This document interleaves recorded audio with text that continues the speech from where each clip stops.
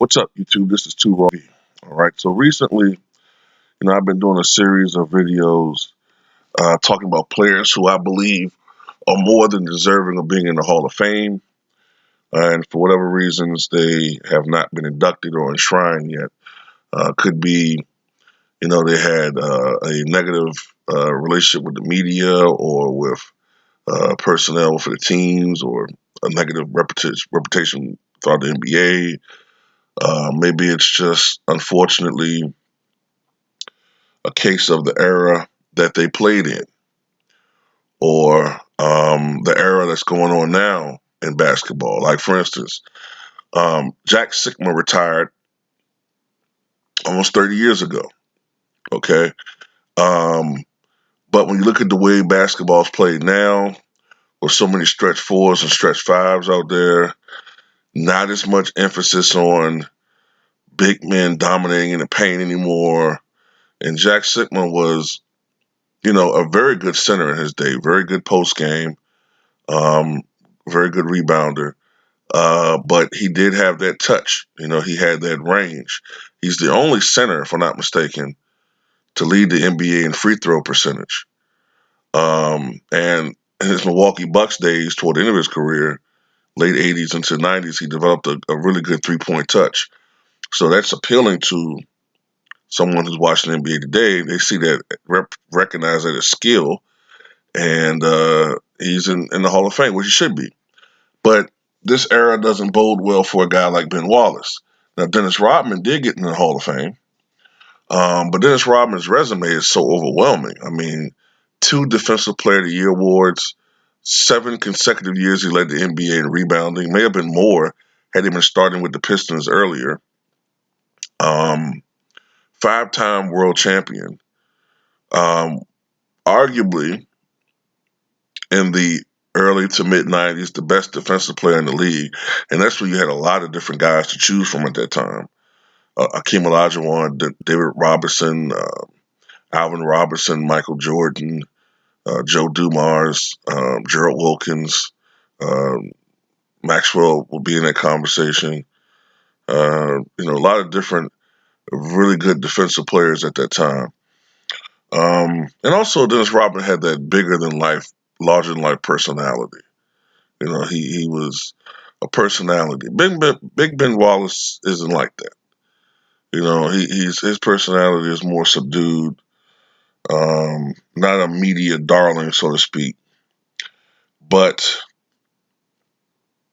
when it comes to his reputation throughout the league, throughout the NBA, he had the respect of everybody, even other alpha males, tough guys. Um, Ben Wallace was the closest thing to Charles Oakley in his generation when it comes to his reputation as an enforcer and someone that you don't fuck with. Okay. Um, Scottie Pippen one time said about Big Ben Wallace, quote, "It's obvious. 4 times this guy was Defensive Player of the Year. That says a lot. He's an NBA champion and an all-star.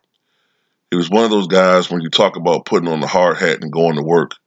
You speak of a guy like Ben Wallace. He's definitely deserving of the Hall of Fame." Kendrick Perkins said recently, well, a little while ago, "I just go back, no disrespect to Shaq, I just go back to that finals. Ben Wallace, I hadn't seen a guy that was able to control Shaq like he did one-on-one. And he did play Shaq very well in that NBA finals. Very, very well. Um, Ben Wallace's career did not start off gangbusters. Okay. He was a walk-on with the then, were they still the Washington Bullets at that time, or were they the Wizards? I think they had just turned into the to Wizards, I think, at that time. No, let me see. 96. No, they were still the Bullets. They were still the Bullets. He was a walk-on with the Bullets. Didn't get a lot of playing time at all. You know what I'm saying? I honestly, I don't even really remember him that much that year. You know what I'm saying? I don't even really remember him that much. Sparingly used. This is when they had Chris Webber, Juwan Howard, George Mirasan, Calbert Chaney, Rod Strickland, Tracy Murray, that team. He was on that team, but I don't think he was on the playoff roster, if I'm not mistaken. I might be wrong about that. Do remember him the next year when they started having injuries. I remember him coming off the bench for the most part that year. But it wasn't really until he signed with Orlando that I really remember Ben Wallace. It was when he signed with the Orlando Magic that I saw you saw his hard work to his craft and with his body and getting stronger and stronger. Was he a great scorer? No, he was never a great scorer. But what he was especially when he got to his prime years with the Detroit Pistons. That's when Ben Wallace really took off as a player. His first year with the Detroit Pistons, he averaged 6.4 points, 13.2 rebounds, 1.5 assists, 1.3 steals, and 2.3 blocks per game. All right. He was just phenomenal with that team, man. From 2000, matter of fact, let me see something right quick. From 2000, 2001 to 2005, 2006. Those were his best years. That 6 year window. Ben Wallace averaged 7.9 points, 12.9 rebounds, 1.7 assists, 1.6 steals, 2.8 blocks. Was not a great free throw shooter. For a while, and that was the knock on Ben Wallace. Like when people would say, well, he was a hard worker, but he wasn't a skilled basketball player. For a while, and I think he still is statistically. I think statistically, Ben Wallace is the worst free throw shooter in NBA history. And that does go against him. Okay. I'll say this though, and it's not an excuse for guys like Wilt or Shaq or him. Okay, I'm not trying to make a lot of excuses for them, but when you're a very strong person and you also have large hands, it's very difficult to be a good free throw shooter. The very few people that I've seen that are very strong but also are decent foul shooters are guys who have smaller hands. Like Artis Gilmore, he didn't have really big hands. Probably the second strongest player in the history of NBA, but he had small hands, smallish hands, and he was actually not a bad foul shooter. Kevin Willis wasn't a bad foul shooter. Moses Malone, I think he didn't necessarily have small hands, but he was a little smaller um, than some of these other guys that I'm naming, as far as being 7 feet tall. And I think that Mo just always had mechanics when it came to the foul line. He's an exception to the rule. But anyway, the point being that the Detroit Pistons would not have won that NBA Finals without Ben Wallace anchoring that defense. He really stepped up. That was his moment in the sun. You know what I'm saying? That was possibly the zenith of his career, in my opinion. Because that Pistons team, really nobody outside of Detroit Pistons fans felt like they could beat that Lakers team. You know, I remember thinking to myself, this is gonna be a massacre. I was like, Karl Malone finally gonna get his ring. I was thinking in my head, shit, because I'm a Bulls fan, so you're a little competitive with this. I'm like, damn, Kobe and Shaq about to get their fourth ring. I'm like, damn, man, they kind of ahead of Mike in the count. I don't want them to pass six. Just as a fan, And I had no inkling of what was going to happen in that finals. If it wasn't for Kobe hitting that buzzer beater in game two to send the game to overtime, that would have been a sweep. But Ben Wallace was a four-time defensive player of the year. The only other guy to win an award that many times was Dikembe Mutombo. And not only was Ben Wallace a great rebounder, not only was he a great shot blocker, I believe he led the NBA in shots twice. Let me check that out. He led it once, 2001-2002 season. He averaged 3.5 blocks per game. He led the NBA in rebounding twice. 2001-2002 season, he averaged 13 rebounds per game.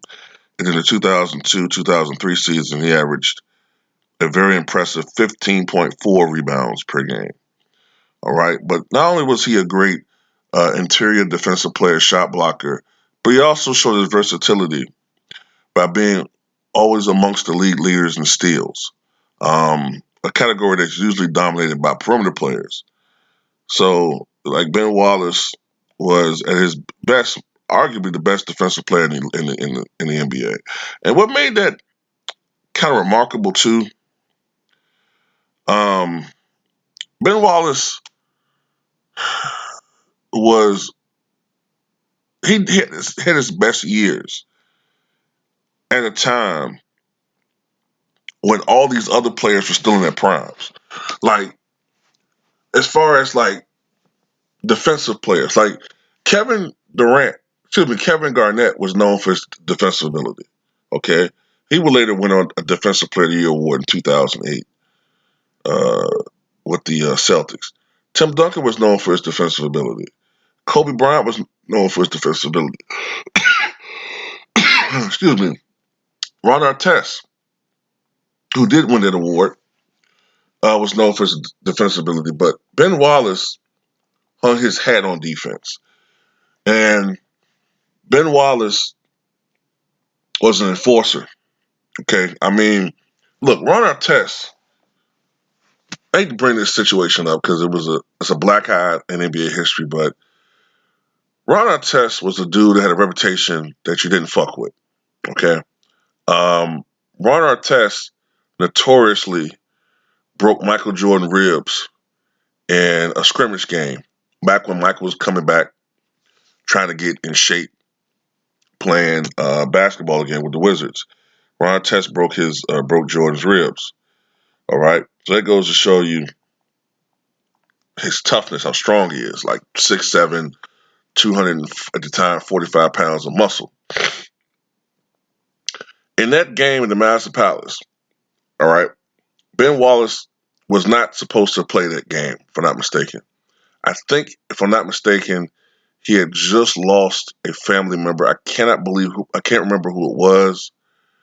It might have been his mother, grandmother. He wasn't going to play that game, but he changed his mind. So Ben was already in a warlike, angry, mood anyway. So when that happened, when he got his mind unnecessarily fouled hard by Ron Artest, he wasn't having it. He pushed Ron Artest, and Ron Artest flew back like probably like 40 goddamn feet. Ron Artest didn't want to do with Ben Wallace. You know what I'm saying? And Artest didn't back down for anybody, but he didn't want anything to do with Ben Wallace. Ben Wallace, listed 6'9", really 6'7".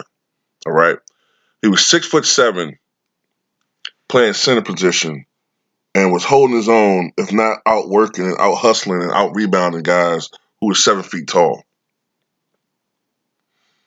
That's what happens when you grow up in a situation where you got to work hard to get what you want in life. You know what I'm saying? I'm just being honest. Like, if you notice, most of the great athletes, most of them, grew up in a situation where life was a challenge. Now, you have your exceptions. Kobe Bryant wasn't a person that grew up for wanting for anything. So there are exceptions. Um, but when you grow up poor, you grow up with a chip on your shoulder. All right. And, Ben Wallace is from my area. You know what I'm saying? He's from Virginia. So, you know, um, when you look at Ben Wallace's accomplishments, right? He was a 4-time NBA All Star. 2000, let me see, 4-time NBA All Star, 4 times Defensive Player of the Year award winner. NBA champion in 2004. 3 times he was All-NBA second team. Twice All-NBA third team. 5 times NBA All-Defensive first team. 1 time NBA All-Defensive second team. His number 3 is retired by the Detroit Pistons. And for his career, he averaged 5.7 points, 9.6 rebounds, and 2 blocks per game. His averages would be even more impressive if he didn't have uh, those seasons starting off where he really didn't get many minutes and much playtime with the Washington Wizards/Bullets. All right. So, like, when you take those years off, I mean, he really, his numbers are crazy. You know what I'm saying? Just looking at some of his achievements. He wasn't a great scorer, like I said before. The majority of his points came from putbacks, baskets, and transitions, or dunks, or layups, or whatever. Um, like I said, he's the worst free throw shooter in NBA history. A lot of that has to do with just mechanics, strength, you know, a lot of other shit that he can't really control. You know what I'm saying? Um, but that's the thing, man. His reputation in the NBA is secure. He's one of the strongest players in NBA history. I believe at his best, he was able to bench press 465 pounds. Um, so this is one of the strongest dudes. I mean, just country strong guy, man. Um, Force. And also another thing I remember about Ben Wallace is despite the fact that he's not noted as a scorer, he was a clutch performer. Game 5, which was the closeout game for the Detroit Pistons in 2004. I remember Ben Wallace, like, this is a guy that wasn't known for being able to score. I remember him stepping out and hitting fucking 15-foot, 17-foot jumpers and shit. You know what I'm saying? Just to give his team that almost that Willis Reed, even though he wasn't hurt, that Willis Reed, like, man, we can beat these motherfuckers. Fuck this team. You know? The media had no business beating them. You know? But my love for that Pistons team comes from the fact that they were the last holdout of the brand of basketball that I grew up watching and liking, which was a team which wore they wore their identity as a defensive team.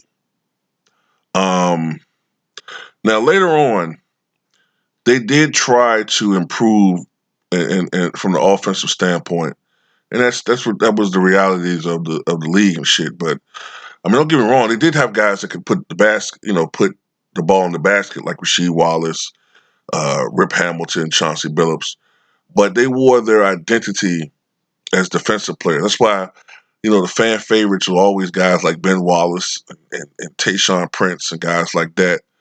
Um, you know, I remember that finals they had the next year. And I was rooting for the Pistons to go back to back. It went to 7. Ultimately, the Spurs won the title. That was a hell of a series. But you know what, though?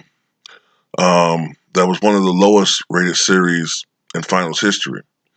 And that was particularly one of the reasons, that plus the Malice at the Palace, that was one of the reasons why they decided to alter the game and make it a more quote unquote fan friendly affair where it wasn't as predicated on defense and more predicated on scoring and shooting and all this other shit that people love. So here we are in an era now where teams are averaging 112 points per game as of the suspension. I mean, the suspension of the season. And I think when the Pistons were doing their thing, shit, teams were averaging maybe 92 points a game. So it was a totally different era, you know. But that's it, man. This is one of the reasons why I think Ben Wallace should be in the Hall, man. His reputation throughout the league, his reputation with fans, his dominance as a defensive player. I think he was the best defensive player, the most dominant defensive player throughout most of the 2000s. And his best years came in the best years of these other guys that I've named. You know what I'm saying? So he was able to be dominant in a dominant era. Okay. And none of his Defensive Player of the Year awards were manufactured by the media. He earned them shits.